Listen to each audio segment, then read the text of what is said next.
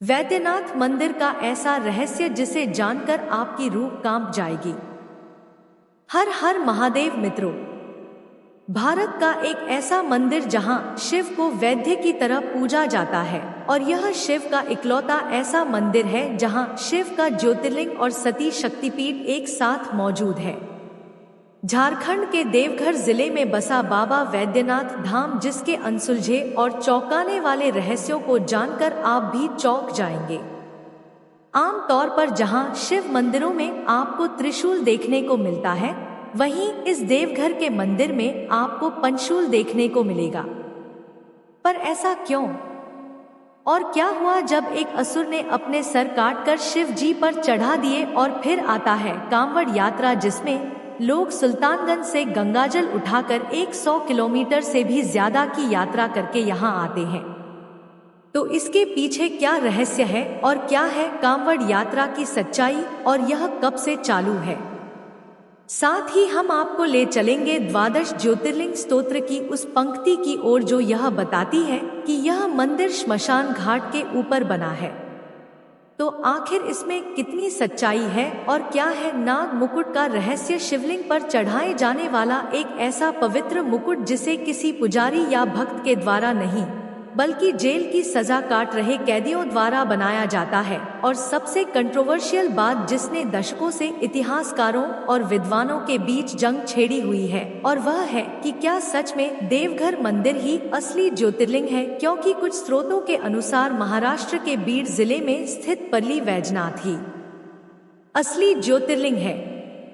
तो चलिए आज की इस डॉक्यूमेंट्री में सुनी सुनाई बातों पर नहीं, बल्कि धर्म, इतिहास, ब्रिटिश काल के गजेटियर, कोर्ट के पुराने फैसलों और आधुनिक विज्ञान, इन सबको एक साथ जोड़कर सच्चाई तक पहुंचने की कोशिश करेंगे, जो शायद आपकी आस्था और विज्ञान दोनों को देखने का नजरिया हमेशा के लिए बदल देगा। तो चलिए शुरू करते हैं।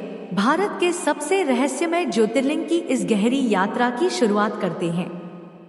वैद्यनाथ धाम के इस विशाल रहस्य को समझने के लिए हमें आज से कई युग पीछे उस समय में जाना होगा जब धरती पर शिव के सबसे बड़े भक्त और सबसे बड़े असुर का राज्य था, लंकापति रावण।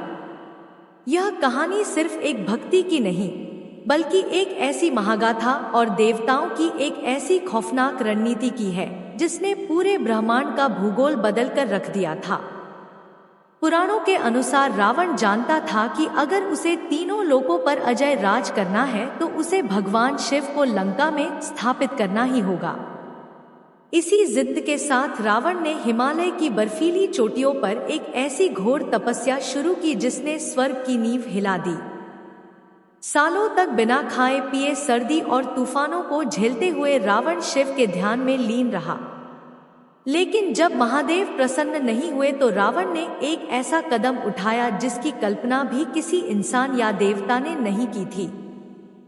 उसने अपना ही खड्ग उठाया और अपना एक सिर काटकर शिवलिंग पर चढ़ा दिया। जब फिर भी शिव प्रकट नहीं हुए तो उसने दूसरा सिर काटा, फिर तीसरा। इस तरह रावण ने एक एक करके अपने 9 सिर शिवलिंग पर अर्पण कर दिए, जिसके बाद रावण अपने आखिरी यानी 10वें सिर पर प्रहार करने ही वाला था कि तभी ब्रह्मांड की सारी ऊर्जा सिमट कर वहां आ गई और साक्षात भगवान शिव उसके सामने प्रकट हो गए।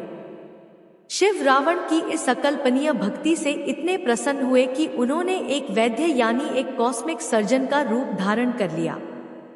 उन्होंने अपने हाथों से रावण के कटे हुए 9 सिरों को वापस जोड़ दिया और उसे पहले से भी ज्यादा शक्तिशाली बना दिया। भगवान शिव के इसी वैद्य या हीलर रूप के कारण ही इस ज्योतिर्लिंग का नाम हमेशा के लिए वैद्यनाथ पड़ गया, यानी वो ईश्वर जो हर घाव, हर बीमारी को ठीक कर सकता है। शिव ने रावण से वरदान मांगने को कहा और रावण ने अपनी वही पुरानी जिद्द दोहराई। हे महादेव, मैं चाहता हूं कि आप मेरे साथ मेरी लंका चलें। शिव अपने भक्त के आगे विवश थे, पर वे स्वयं तो नहीं जा सकते थे। इसलिए उन्होंने रावण को अपना ही एक रूप, कामना लिंग जिसे आत्मलिंग भी कहा जाता है, वह प्रदान किया। पर शिव जी ने एक शर्त रखी। शिव जी ने कहा, रावण तुम मुझे लंका तो ले जा सकते हो, लेकिन अगर रास्ते में तुमने मुझे एक पल के लिए भी जमीन पर रखा तो मैं हमेशा के लिए वहीं स्थापित हो जाऊंगा। रावण ने शर्त मान ली और उस ब्रह्मांडीय ऊर्जा को अपने हाथों में उठाकर लंका की ओर उड़ चला। लेकिन जैसे ही रावण ने उड़ान भरी, स्वर्ग में हाहाकार मच गया। भगवान विष्णु, ब्रह्मा और सभी देवता जानते थे कि अगर शिव का यह ज्योतिर्लिंग लंका पहुंच गया तो रावण को मारना तो दूर, उसे हराना भी असंभव हो जाएगा। तब देवताओं ने एक षड्यंत्र रचा। उन्होंने तय किया कि रावण को किसी भी तरह उस शिवलिंग को जमीन पर रखने के लिए मजबूर करना होगा। इसके लिए जल के देवता वरुण ने सीधे रावण के पेट में प्रवेश कर लिया। आसमान में उड़ते हुए रावण को अचानक इतनी तीव्र लघु शंका महसूस हुई कि उसका उड़ना और शिवलिंग को संभाले रखना नामुमकिन हो गया। उसे मजबूरन धरती पर उतरना पड़ा। यह वो जगह थी जिसे आज हम देवघर कहते हैं। रावण शिवलिंग को जमीन पर नहीं रख सकता था, इसलिए वह किसी ऐसे इंसान को ढूंढने लगा जिसे वह कुछ देर के लिए इसे पकड़ा कर रख सके। तभी वहां भगवान गणेश एक साधारण से चरवाहे का रूप धारण करके पहुंचे, जिसका नाम था बैजू। रावण ने बैजू को वह ज्योतिर्लिंग पकड़ाया और सख्त हिदायत दी कि इसे जमीन पर मत रखना। लेकिन जैसे ही रावण मुड़ा, उस चरवाहे रूपी गणेश ने कहा कि इसका भार बहुत ज्यादा है, और उन्होंने जानबूझकर उस ज्योतिर्लिंग को उसी धरती पर रख दिया। जब रावण वापस लौटा तो उसने देखा कि ज्योतिर्लिंग जमीन पर रखा हुआ है। वह क्रोध से पागल हो गया। उसने अपनी पूरी ताकत लगा दी, अपनी भुजाओं का पूरा जोर लगा दिया ताकि उस शिवलिंग को उखाड़ सके, लेकिन वह 1 इंच भी नहीं हिला। रावण के अंगूठे के निशान आज भी वैद्यनाथ के उस शिवलिंग पर धंसे हुए महसूस किए जा सकते हैं। हार मानकर रावण ने वहीं उस शिवलिंग को प्रणाम किया और खाली हाथ लंका लौट गया। इस पूरी घटना के बाद एक और बहुत दिलचस्प कहानी जन्म लेती है, जो आज भी देवघर की हवाओं में गूंजती है। रावण तालाब या शिवगंगा की कहानी। स्थानीय मान्यताओं और लोक कथाओं के अनुसार जब रावण को शिवलिंग की स्थापना के बाद जल की आवश्यकता हुई तो उसने अपने मुक्के से या अपने त्रिशूल से धरती पर एक जोरदार प्रहार किया, जिससे वहां पानी का एक विशाल कुंड बन गया, जिसे आज रावण तालाब या शिवगंगा कहा जाता है। लाखों श्रद्धालु आज भी मंदिर में जाने से पहले इस जल में डुबकी लगाते हैं। पर क्या सच में वैद्यनाथ धाम सिर्फ इस पौराणिक कथा तक सीमित है?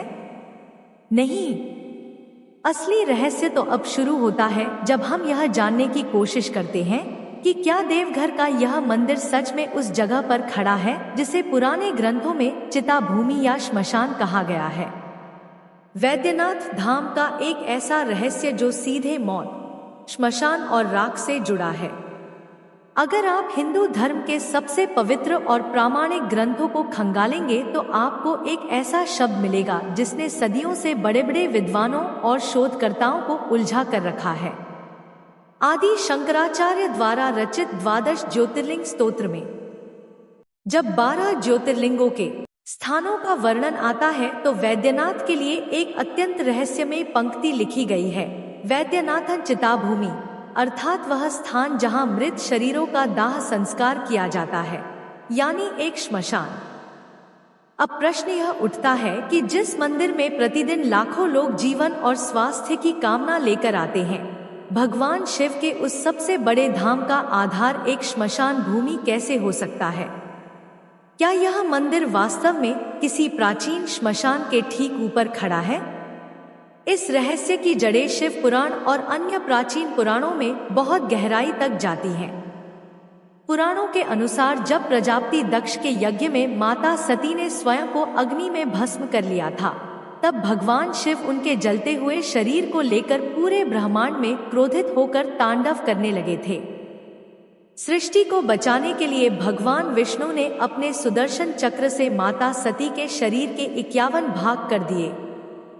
शोधकर्ताओं और पौराणिक कथाओं के जानकारों का मानना है कि माता सती का हृदय इसी स्थान पर गिरा था और भगवान शिव ने स्वयं उस हृदय का दाह संस्कार यही किया था। शिव के उसी अंतिम संस्कार वाले कृत्य के कारण यह पवित्र स्थान ब्रह्मांड की सबसे पहली और सबसे महान चिताभूमि बन गया। यही कारण है कि शिव यहाँ सिर्फ एक उपचारक नहीं है, बल्कि वह श्मशान के अधिपति महाकाल और अघोर रूप में भी विद्यमान है। देवघर के इस मंदिर परिसर में आज भी शिव और शक्ति का वह मिलन अनुभव किया जा सकता है जो दुनिया में और कहीं नहीं मिलता। लेकिन दोस्तों, कहानी में असली ट्विस्ट और सबसे बड़ा विवाद यहीं से शुरू होता है। अगर चिताभूमि ही असली वैद्यनाथ ज्योतिर्लिंग की पहचान है, तो यह चिताभूमि असल में भारत के नक्शे पर कहाँ है?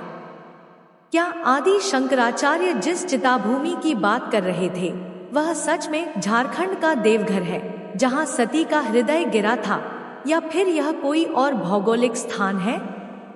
क्योंकि हमें पुराणों में एक और श्लोक मिलता है, परल्या वैद्यनाथ, यानी पर्ली में वैद्यनाथ। महाराष्ट्र के पर्ली में स्थित वैद्यनाथ मंदिर, जिसे कई बार असली वैद्यनाथ होने का दावा किया जाता है।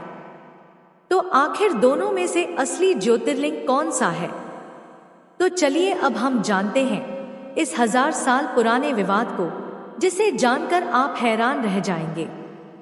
लेकिन उससे पहले अगर आपको वीडियो अच्छी लग रही है तो इसे एक लाइक जरूर करें। आज भारत में एक नहीं बल्कि 2 ऐसी जगहें हैं जिन्हें असली वैद्यनाथ ज्योतिर्लिंग होने का दावा किया जाता है। एक है झारखंड का देवघर, जिसके बारे में हम बात कर रहे हैं, और दूसरा है महाराष्ट्र के बीड जिले में स्थित पर्ली वैजनाथ। दोनों ही जगहों पर करोड़ों लोगों की अटूट आस्था है। दोनों के अपने प्रादेशिक इतिहास हैं। लेकिन जब बात 12 ज्योतिर्लिंगों की उस प्राचीन और सबसे पवित्र सूची की आती है, तो असली ज्योतिर्लिंग का ताज किसे मिलना चाहिए? आज हम इस विवाद को किसी सुनी सुनाई बात से नहीं, बल्कि पक्के सबूतों, ग्रंथों की सटीक पंक्तियों, ब्रिटिश काल के दस्तावेजों और पुरातात्विक अभिलेखों के आधार पर समझेंगे। शिव पुराण की कोटि रुद्र संहिता में एक श्लोक आता है, पूर्वोत्तरे प्रज्वलिते निधाने सदा वसंतन गिरिजा समेतम श्री वैद्यनाथ तमहा नमामि।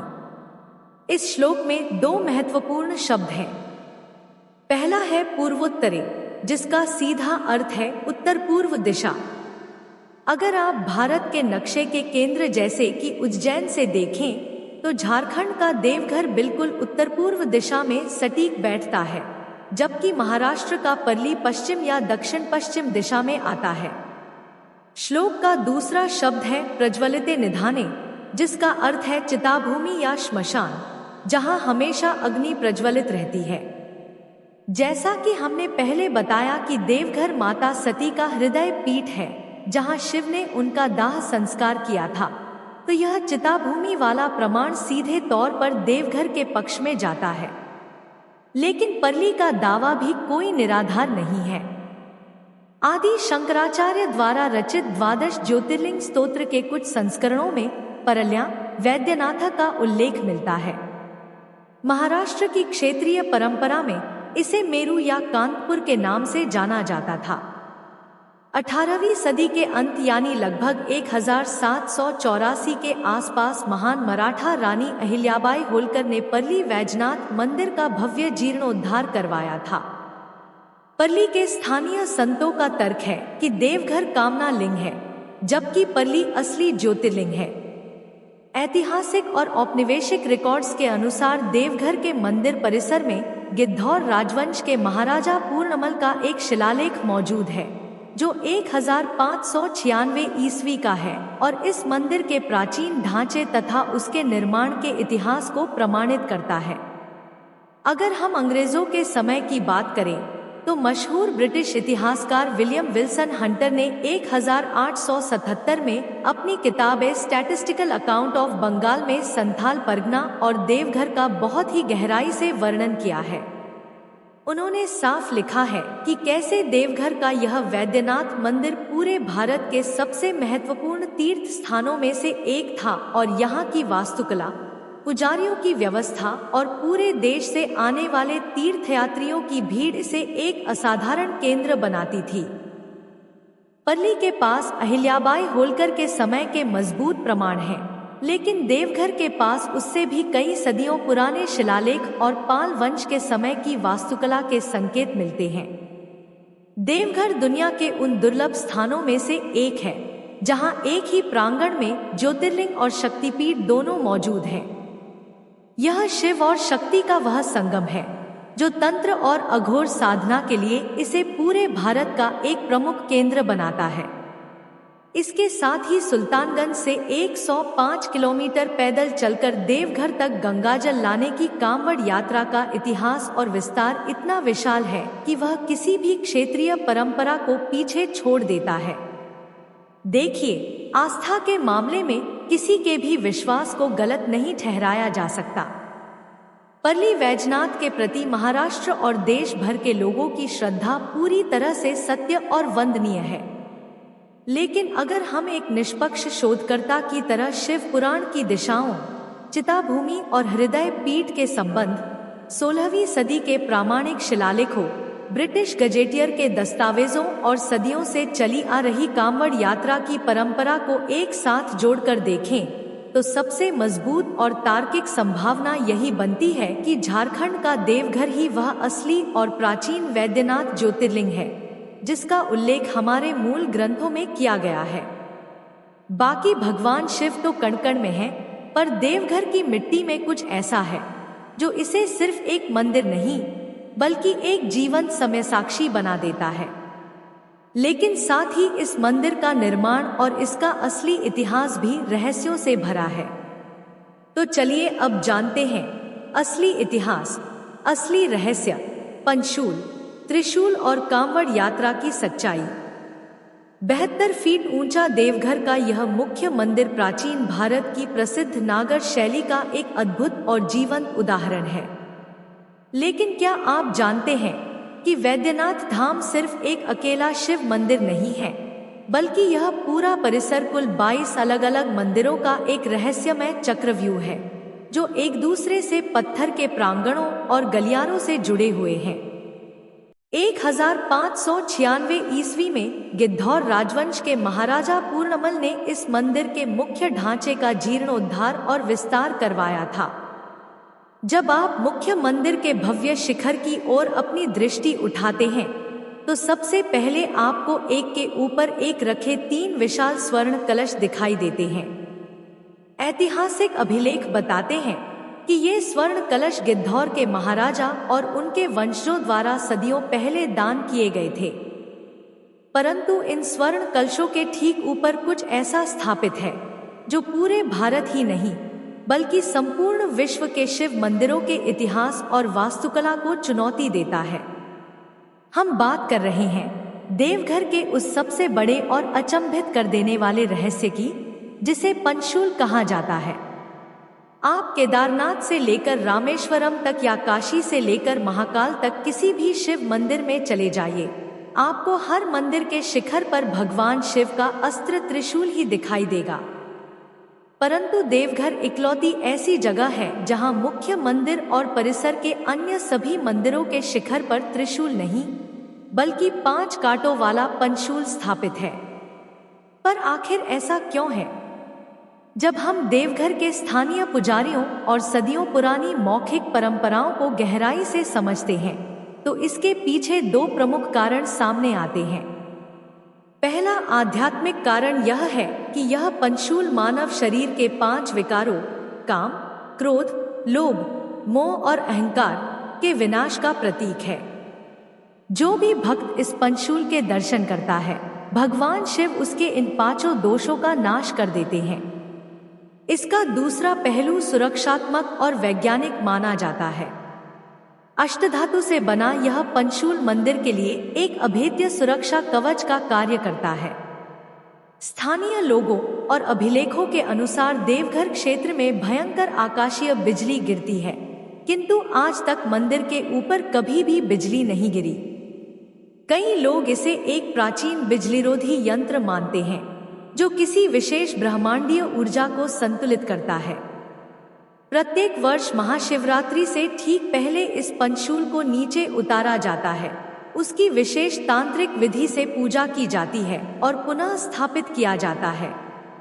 यह परंपरा इतनी पवित्र मानी जाती है कि इसे देखने के लिए लाखों श्रद्धालु एकत्रित होते हैं। मंदिर के गर्भगृह में साक्षात कामना लिंग स्थापित है। ज्योतिर्लिंग के ठीक ऊपर एक रहस्यमय रत्न लटका हुआ है, जिसे चंद्रकांता मणि कहा जाता है। कमल की 8 पंखुड़ियों के आकार में तराशा गया यह रत्न कोई साधारण पत्थर नहीं है। यदि आप झारखंड पर्यटन या देवघर के आधिकारिक विवरण पढ़ें, तो उनमें स्पष्ट उल्लेख मिलता है कि इस चंद्रकांता मणि से वर्ष के 365 दिन 24 घंटे स्वयमेव जल की बूंदें शिवलिंग पर गिरती रहती हैं। बाहर चाहे कितनी भी गर्मी हो या सूखा पड़ा हो, उस मणि से जल का टपकना कभी बंद नहीं होता। कुछ वैज्ञानिकों और शोधकर्ताओं का मानना है कि यह रत्न वातावरण की नमी को सोखकर उसे संघनित करने की अद्भुत क्षमता रखता है, किंतु गर्भगृह के गर्म और धुएं से भरे वातावरण में यह प्रक्रिया निरंतर कैसे चलती रहती है, यह आज भी एक अनसुलझा रहस्य है। क्या यह प्राचीन भारत की कोई उन्नत भूवैज्ञानिक तकनीक थी, या फिर वास्तव में भगवान शिव की उस चिताभूमि को शांत रखने के लिए प्रकृति ने स्वयं यह व्यवस्था की है? पत्थर भले ही मौन हो, परंतु वे जो कथा कह रहे हैं वह मानव समझ से कहीं परे है। किंतु इस ज्योतिर्लिंग की वास्तविक धड़कन किसी राजा के दान या किसी प्राचीन शिलालेख में नहीं, बल्कि उन करोड़ों श्रद्धालुओं के पैरों के छालों में बसती है, जो प्रत्येक वर्ष दुनिया की सबसे कठिन और लंबी आध्यात्मिक यात्राओं में से एक कांवड़ यात्रा पर निकलते हैं। तो आइए अब जानते हैं कांवड़ यात्रा की वास्तविकता, कि इसकी शुरुआत कैसे हुई और इसका महत्व क्या है। किंतु उससे पहले वीडियो को एक लाइक अवश्य करें। कांवड़ यात्रा बिहार के सुल्तानगंज से झारखंड के देवघर तक का लगभग 105 किलोमीटर का सफर है, जो केवल एक मार्ग नहीं, बल्कि मनुष्य की इच्छा शक्ति की सबसे बड़ी परीक्षा है।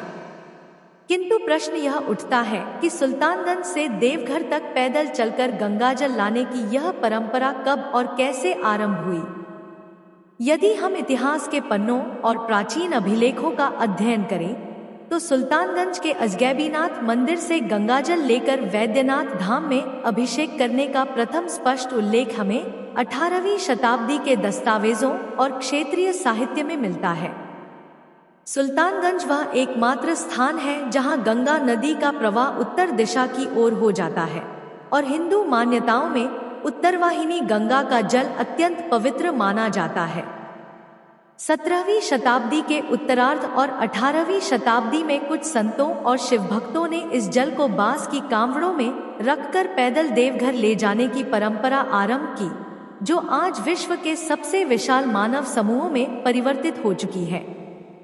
सावन माह में आयोजित होने वाला श्रावणी मेला विश्व का सबसे लंबा चलने वाला धार्मिक मेला माना जाता है।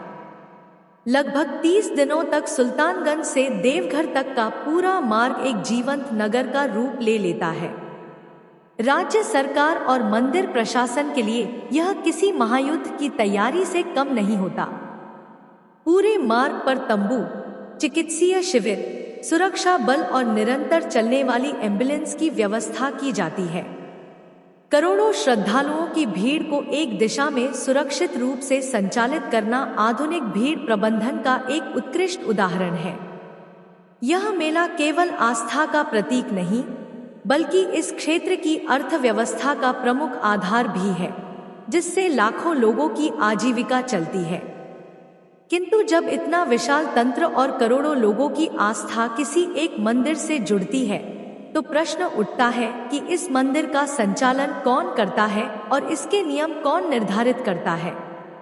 यहीं से यह कथा एक रहस्यमय और ऐतिहासिक मोड़ लेती है, जहां ब्रिटिश काल के अधिकारी, भारत के कानून और देवघर कारागार के सजायाफ्ता कैदी एक ही सूत्र में बंधे दिखाई देते हैं। इस प्रश्न का उत्तर हमें इतिहास के उस अध्याय में मिलता है जहां धर्म और सत्ता का प्रत्यक्ष सामना होता है।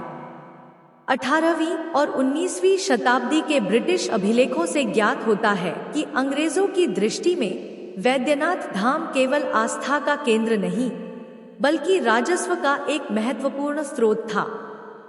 प्रारंभ में मंदिर का प्रबंधन पारंपरिक रूप से सरदार पंडा के अधीन था, किंतु जब ईस्ट इंडिया कंपनी ने इस क्षेत्र पर अपना नियंत्रण स्थापित किया तो उसके अधिकारियों ने मंदिर के चढ़ावे और प्रशासन में हस्तक्षेप करना आरंभ कर दिया। पुराने गजेटियर और न्यायालयीन अभिलेख बताते हैं कि ब्रिटिश प्रशासन ने कई बार मंदिर ट्रस्ट और पुजारियों के विवादों में हस्तक्षेप किया ताकि वहां से प्राप्त होने वाले राजस्व पर नियंत्रण रखा जा सके। स्वतंत्रता के बाद भी यह विवाद समाप्त नहीं हुआ। वर्षों तक चले कानूनी संघर्षों और उच्चतम न्यायालय तक पहुंचे ऐतिहासिक मामलों के बाद अंततः बाबा वैद्यनाथ मंदिर प्रबंधन बोर्ड का गठन किया गया।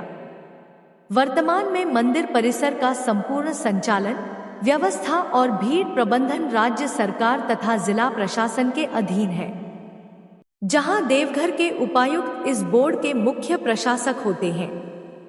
किंतु मित्रों, क्या आप जानते हैं कि वैद्यनाथ धाम के गर्भगृह में प्रत्येक रात्रि भगवान शिव का एक अत्यंत विशेष और भव्य श्रृंगार किया जाता है। इस श्रृंगार का सबसे अहम हिस्सा होता है नागमुकुट, बेला, चमेली और गेंदे के ताजे फूलों से बड़ी बारीकी से गूंथा गया एक विशाल ताज, जो शिवलिंग के ऊपर नाग देवता के रूप में सजाया जाता है। क्या आप जानते हैं कि भगवान शिव के सिर पर सजने वाला यह सबसे पवित्र और सबसे विशिष्ट मुकुट आखिर बनाता कौन है? इसे देश के बड़े बड़े संत, मंदिर के मुख्य पुजारी या कोई विशेष श्रद्धालु नहीं बनाते। यह मुकुट हर दिन देवघर सेंट्रल जेल की ऊंची और खौफनाक दीवारों के पीछे उम्रकैद और फांसी की सजा काट रहे खूंखार कैदियों के हाथों से बनाया जाता है। दरअसल यह बात है साल 1911 के आसपास की, जब भारत पर ब्रिटिश हुकूमत का राज था। उस समय बंगाल प्रेसिडेंसी के अधीन देवघर के कमिश्नर J.W. टेलर हुआ करते थे। एक दिन उनके बेटे को एक गंभीर बीमारी हो गई। देश भर के बड़े से बड़े अंग्रेज डॉक्टरों और हकीमों ने हाथ खड़े कर दिए। तब किसी संत की सलाह पर उन्होंने शिवलिंग पर नागमुकुट चढ़ाया। तब से यह परंपरा बन गई है और हर दिन सायंकालीन श्रृंगार के लिए चढ़ने वाला यह पुष्प नागमुकुट देवघर जेल के कैदियों द्वारा पूरी शुद्धता और श्रद्धा के साथ बनाया जाता है। तब से लेकर आज तक 100 से भी अधिक वर्षों से यह परंपरा बिना टूटे चली आ रही है। हर दिन जेल के अंदर कैदी पूरी शुद्धता के साथ इन फूलों को गूंथते हैं और फिर कड़ी सुरक्षा के बीच यह मुकुट जेल से सीधा वैद्यनाथ मंदिर के गर्भगृह तक पहुंचाया जाता है। लेकिन हमने अभी तक मंदिर के मूल मंत्र को जाना ही नहीं, यानी कि शिव के वैद्यनाथ रूप के बारे में, इस मंदिर की अद्भुत जीवनदायी कहानियों के बारे में। तो चलिए अब इस आखिरी अध्याय में शिव के वैद्यनाथ रूप की महिमा को जानते हैं। वैद्यनाथ धाम को सदियों से चिकित्सीय मंदिर या चमत्कारी उपचार स्थल कहा जाता है। यदि आप देवघर के आसपास के स्थानीय अखबारों या मीडिया रिपोर्ट्स के अभिलेखों को पढ़ें, तो आपको ऐसे अनगिनत प्रकरण और वास्तविक जीवन की कहानियां मिलेंगी जो किसी भी चिकित्सीय विज्ञान की समझ से परे हैं। ऐसे कई प्रलेखित मामले हैं जहां कैंसर के अंतिम चरण के मरीजों या पक्षाघात से जूझ रहे लोगों को जब डॉक्टरों ने जवाब दे दिया तो उनके परिवार उन्हें यहां ले आए। हफ्तों तक मंदिर की चौखट पर पड़े रहने, यहाँ का जल पीने और भस्म लगाने के बाद उनमें से कई लोगों के स्वास्थ्य में ऐसा अकल्पनीय सुधार देखने को मिला जिसे विज्ञान केवल एक चिकित्सीय अपवाद कहकर टाल देता है। लेकिन क्या सच में यहाँ की हवाओं में कोई जादू है, या फिर भगवान शिव साक्षात एक वैद्य की तरह आकर लोगों को स्वस्थ करते हैं? यदि हम इस चिकित्सीय मंदिर की अवधारणा को सांस्कृतिक और मनोवैज्ञानिक दृष्टिकोण से देखें तो हमें इसका सबसे बड़ा सत्य समझ में आता है। जब एक इंसान हर जगह से हार जाता है और मृत्यु के भय से कांप रहा होता है तो उसका शरीर अत्यधिक तनाव हार्मोन कोर्टिसोल का स्राव करता है, जो उसकी बीमारी को और बढ़ा देता है। लेकिन जब वही इंसान वैद्यनाथ के उस गर्भगृह में पहुंचता है तो वह अपना सारा भय और तनाव ब्रह्मांड के सबसे बड़े वैद्य अर्थात वैद्यनाथ के चरणों में समर्पित कर देता है। मनोविज्ञान इसे प्लेसीबो प्रभाव कहता है। यह वह अवस्था है जहां इंसान की असीम आस्था उसके मन को यह विश्वास दिला देती है कि अब वह सुरक्षित है। इसी मानसिक शांति और उस प्रांगण की सामूहिक ऊर्जा के कारण शरीर का स्वाभाविक उपचार तंत्र सक्रिय हो जाता है। चमत्कार किसी पत्थर या हवा में नहीं, बल्कि शिव के प्रति उस व्यक्ति के अटूट विश्वास में होता है जो उसके अपने ही शरीर के भीतर की उपचार शक्ति को जागृत कर देता है। शिव जो आदि और अनादि हैं, जिनके होने से सब कुछ है, उनकी भक्ति ही लोगों को ऐसी शक्ति देती है कि वे काल को भी पराजित कर दें, क्योंकि महादेव काल के भी काल हैं। आपको हमारी वीडियो पसंद आई हो तो हमारे चैनल को लाइक और सब्सक्राइब करें। कमेंट बॉक्स में जय श्री कृष्ण अवश्य लिखें। राधे राधे।